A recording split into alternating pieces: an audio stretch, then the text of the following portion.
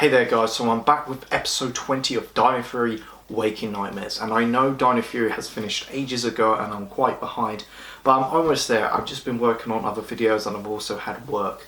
But the episode's pretty good, better than the last couple of episodes that I thought they were meh.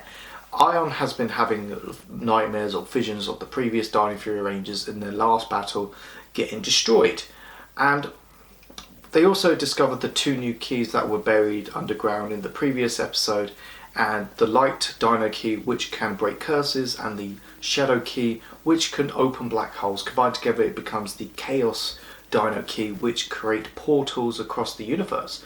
This could open storylines for series 2. Maybe they don't have to be on Earth, they can go across planets. But thanks to the keys they can find the link between the missing Zords and which are off planet, because due to the previous battle they had, the blast was so heavy they got off planet, and it's on a new planet called Nibiru. Wouldn't it be so cool if it was a planet from a previous series like KO35 or Aquitar or Miranoid from Lost Galaxy? That'd be kind of cool. But Nibiru is this new planet, and thanks to the key they can go to the Nibiru. Unfortunately, there wasn't enough power to send all the Rangers, so Zayto is kind of trapped there.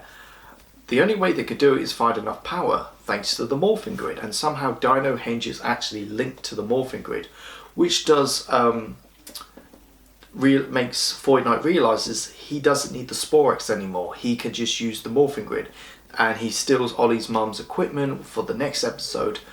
But Aiyon goes to Nibiru to get Zayto, and Aiyon and Zayto fight the original Dino Fury Rangers as like visions, and they keep rephrasing the old word. Their last words was like, "It's too much" and stuff. To the end, the Rangers have to realise they're their colleagues. They can't fight them. They made a mistake, and the episode is about nightmares, but it's about holding on to mistakes you had, and I think that comes to it. So Zayto goes back to help the other Rangers because the other Rangers are in trouble. Aiyon discovers the Guardian. I think we'll see the Guardian again because it kind of feels like a crucial character. I mean, it could be Zordon for all we know, but we discovered the two new swords, the Shadow Raptor sword and the Light Raptor sword. For a second, it doesn't, when you watch it, it kind of reminds me of the Polar Bear sword, the Black Bear and the Polar Bear from Wild Force, but these completely do, these two factors, these two, like the bears and the raptors, completely two different things. I would prefer the bears though, but meanwhile, Regal is awakened and resurrected Boom Tower, and I knew Boom Tower was going to come back because I feel like it's a feeling that because he's only been in like the first 8 episodes, maybe not even that, maybe 6 episodes, and I feel like you could bring him back, and thanks to Regal he can bring back Boom Tower countless times, he can bring back villains countless times, so there's no factor till the Rangers actually destroy Regal. I mean, this could open so many storylines for Series 2, possibly maybe Lord Zed wants to bring back previous villains. That's pretty cool. But anyway, Boom Tower attacks the Rangers, he overwhelms them thanks to his magic bombs. I mean, they're nothing special. Luckily, Aiyon is there to save the day, and he uses the Shadow Dino Key to form the armour, of course, but also open a black hole to take down Boom Tower. Later on, the Boom Tower grows big, and we are introduced to the Moser Shadow Megazord, which is a really nice design. I like that kind of dark blue with the black. Really nice. So yeah, Boom Tower is destroyed for now.